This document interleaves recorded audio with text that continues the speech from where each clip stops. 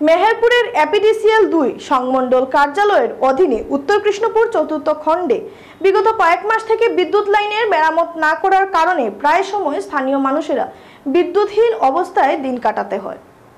উল্লেখিত কার্যালয়ে অভিযোগ জানাতে কার্যালয়ে ভুক্তভোগী জনগণ আসলে দায়িত্বে থাকা কর্মচারীদের খোঁজ পাওয়া যায় না।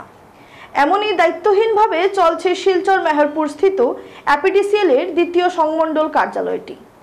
এমনটাই অভিযোগ গ্রাহকদের।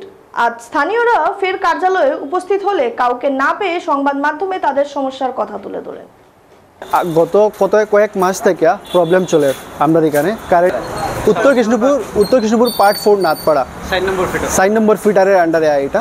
তো আমরা অনেক মাস থেকে আমরা প্রবলেম ফেস করা ইলেকট্রিসিটি নিয়ে।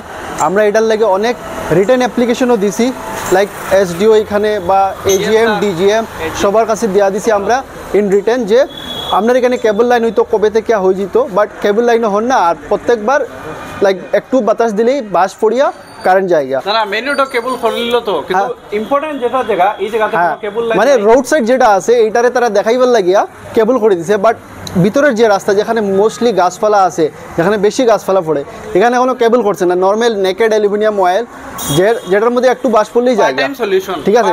তারপরে রিসেন্টলি লাইক এক মাসের উপরে থেকে আমরা কন্টিনিউয়াস এটা প্রবলেম ফেস করি, যেখানে একটু বাতাস দেওয়ার আগেই ট্রান্সফর্মার থেকে বুশিং খুলে যায়, ফিউজ পড়ে না। আপনি এটা জানিয়ে রাখবা, ফিউজ পড়ে না, রাদার দেন বুশিংটা খুলিয়া ট্রান্সফর্মার থেকে পড়ে যায়।